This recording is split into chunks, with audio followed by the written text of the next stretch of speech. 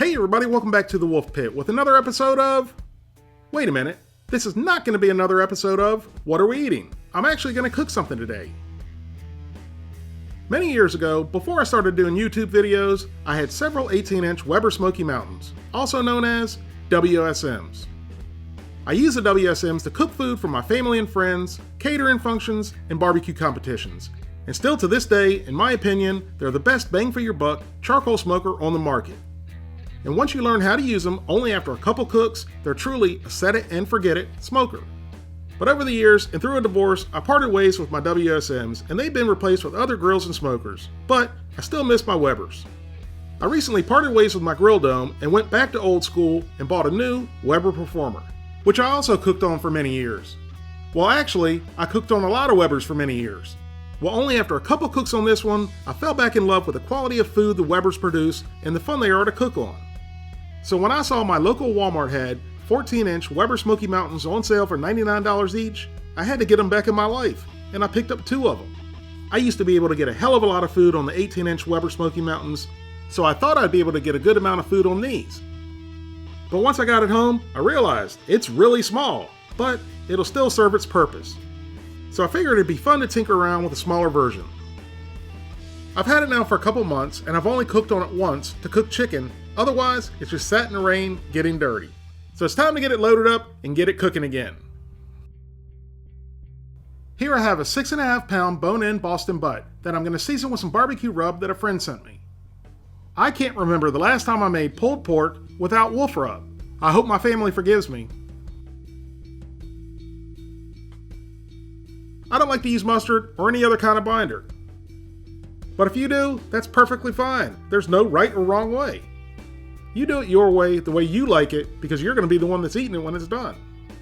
Once it's rubbed on all sides, I like to place it in the fridge for an hour or overnight, or you can simply put it on the smoker right away.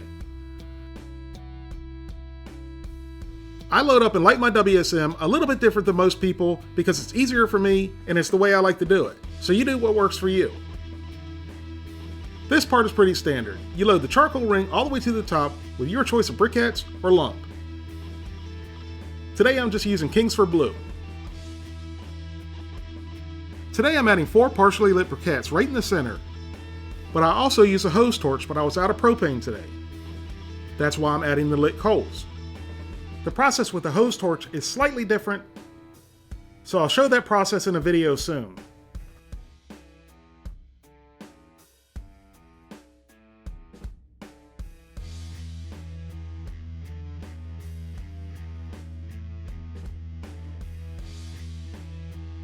Then add the smoke wood, and today I'm using cherry wood.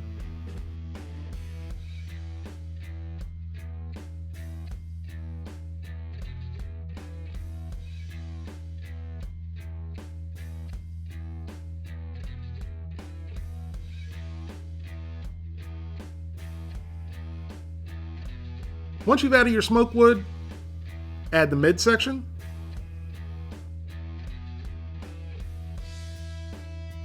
Then the water pan.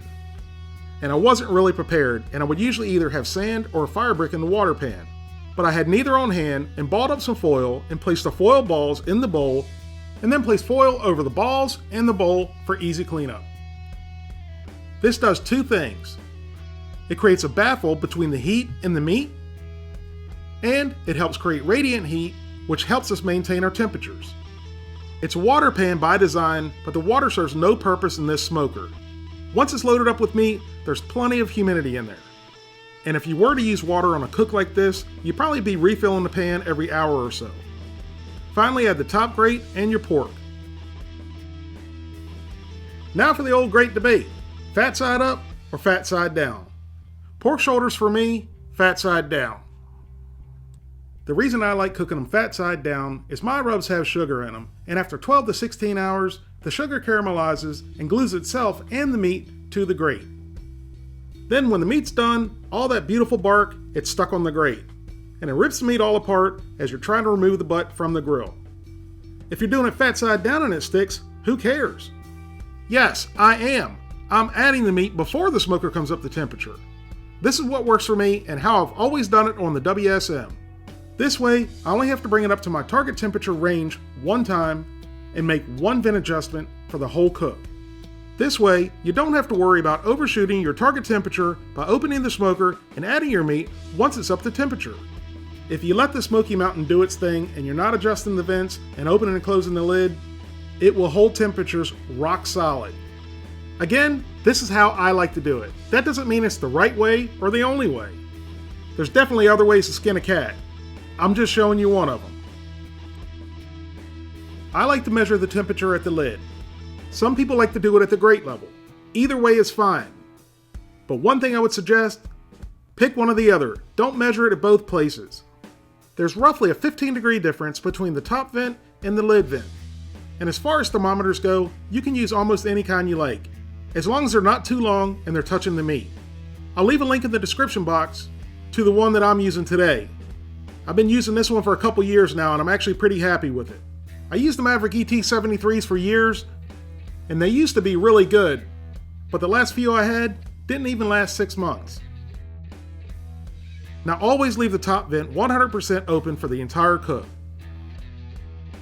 Now leave all 3 bottom vents open 100% until the dome temperature reaches 175 degrees. Once the temperature gets up to 175 degrees, shut the bottom 3 vents down 75% and do not touch them again for the entire cook. If your temperature initially drops a little bit, that's okay. Just leave it alone, it'll gradually crawl back up. If you follow these simple steps, within 30 minutes, your temperatures are going to settle between 250 and 275 degrees, which is what you want. You want to shoot for a temperature range. You do not want to shoot for an exact temperature, or you're going to go insane. After right at 8 hours, our mini WSM was holding steady temperatures between 250 and 275 degrees, and our butt was at 175 degrees. I checked the charcoal and it was definitely low, so I added about 20 more briquettes.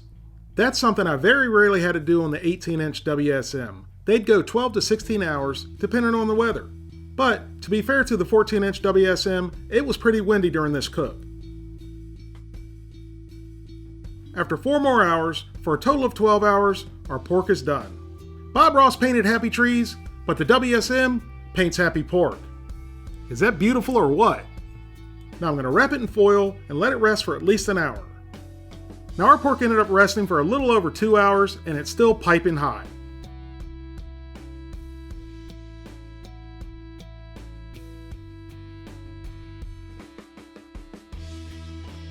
There's been a whole lot of comments about my hands lately, looking awkward and my fingers not bending. And I've tried explaining in the comments that my hands are partially paralyzed, which obviously makes gripping things very difficult, which is very evident in this video. It even makes pulling pork difficult. It actually makes cooking in general really difficult, which is the main reason I don't do that many cooking videos anymore, and I do the what are we eating videos, because they're a lot less hands-on. Some days are better than others, but today, my hands didn't want to cooperate at all.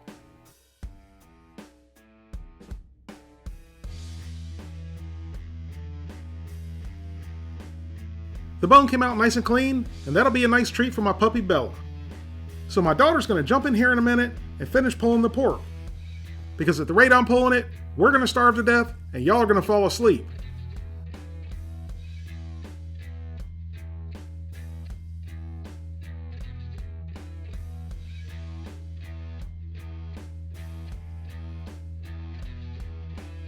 Once it's all pulled, add some more rub.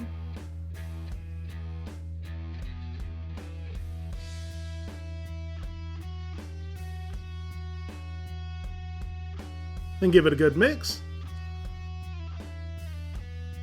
At this point, can y'all tell there's some missing? My daughter and I take that quality assurance testing very seriously. Maybe too seriously. Maybe to the point we're full before dinner. Nah, who am I kidding? And here's my plate, and you can serve it up any way you like. I'm eating low carb, and that's why there's no bread. And that's low carb coleslaw and low carb barbecue sauce. Even though there is a little bit of sugar in the rub. The mini WSM performed as expected. Perfect.